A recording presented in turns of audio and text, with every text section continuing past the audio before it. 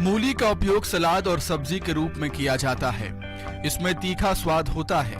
मूली vitamin C एवं खनिज तत्व का अच्छा स्रोत है। मूली के लिए ठंडी जलवायु उपयुक्त होती है, लेकिन ये अधिक तापमान भी सह सकती है।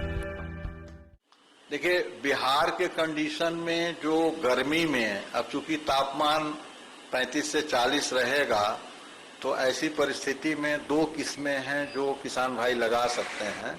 एक है पूसा देसी और पूसा चेटकी, और कुछ वैरायटी भी आई जो भारतीय सब्जी अनुसंधान संस्थान वाराणसी में है, उनका भी वो काशी विशेष ऐसा कुछ करके किस्में हैं, वहाँ से जो किसान भाई ले सकते हैं तो उन बीजों का भी उपयोग कर सकते हैं।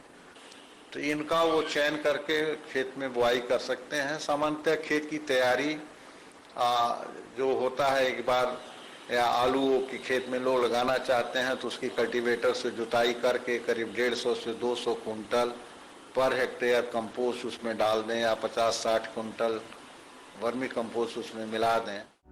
भूमि का चयन और तैयारी।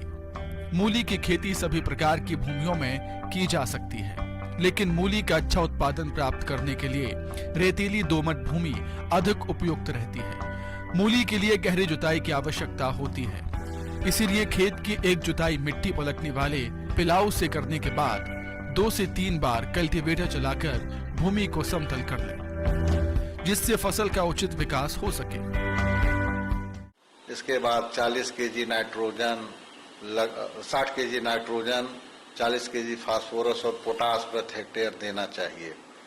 और नाइट्रोजन को आधा हिस्सा जब बीज बोते हैं तब देना चाहिए, बाकी आधा हिस्सा 1 महीने की फसल हो जाए तब वो दें, टॉप ड्रेसिंग के तौर पे। किसान भाइयों, मूली के बीज की मात्रा उसकी जाति, बुआई की विधि और बीज के आकार पर निर्भर करती है, लेकिन सामान्य तौर पर मूली की बुआई के लिए 5 से 10 किलो बीज प्रति हेक्टेयर की आवश्यकता होती है। बुआई से पहले मूली के बीजों को कार्बेडाजिम दवा 3 ग्राम प्रति किलोग्राम बीज की दर से बीज उपचार करें। और इसकी जो बुआई करते हैं वो कतार से कतार की दूरी 1 फीट रख सकते हैं, और 2 पौधे के बीच की दूरी 10 सेंटीमीटर रखना चाहिए। लगभग 4 से 6 केजी जो है वो बीज 1 हेक्टेयर के लिए पर्याप्त होता है।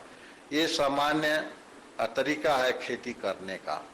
और ऐसा भी लोग करते हैं सिंचाई में कि मोटा सा मेड़ बना लिए और उसमें 3 से 4 रो मेड़ पर बुआई कर देते हैं और नाली में सिंचाई करते हैं, तो वो काफ़ी घना उसमें होता है। और चूँकि वो मिट्टी जो होती भुरभुरी रहती है जो मेड़ा बनता है, तो ये ऐसा भी किसान भाई इसको करें तो वो ज़्यादा सफल होता है, क्योंकि बार बार सिंचाई करने के लिए थोड़ा फ्रिक्वेंटली हो, अगर प्लेन ज़मीन में बोएंगे तो उतना भुरभुरी मिट्टी मिलती नहीं है।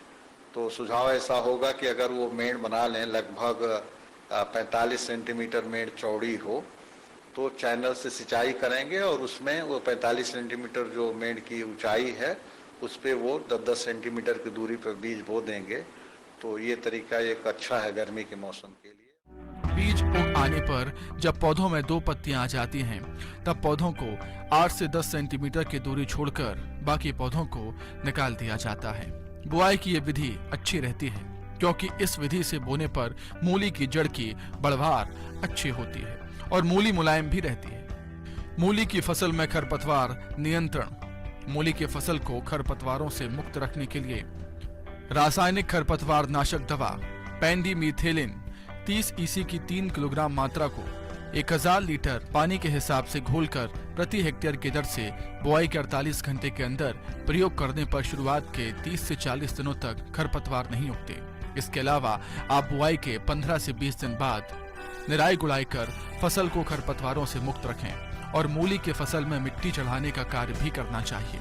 मूली की जड़ें मेड़ से ऊपर दिखाई दे रही हों तो उन्हें मिट्टी से ढक दें, अन्यथा सूर्य के प्रकाश के संपर्क से वे हरी हो जाती हैं। मूली की फसल में सिंचाई प्रबंधन। बुआई के समय यदि भूमि में नमी की कमी रह गई हो तो बुआई के तुरंत बाद एक हल्की सिंचाई कर दें। गर्मी के मौसम में मूली की अच्छी पैदावार देने के लिए फसल में पानी की अधिक जरूरत होती है, इसलिए आप फसल में 4 से 5 दिन के अंतराल पर सिंचाई जरूर करते रहें।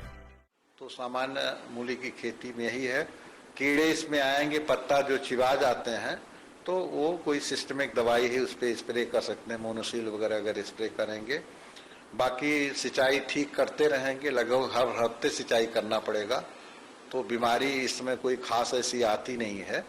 और कीड़ा के लिए वो स्प्रे कर देंगे मोनोसील वगैरह, तो इससे उनकी फसल अच्छी हो। ब्रेक के बाद एक बार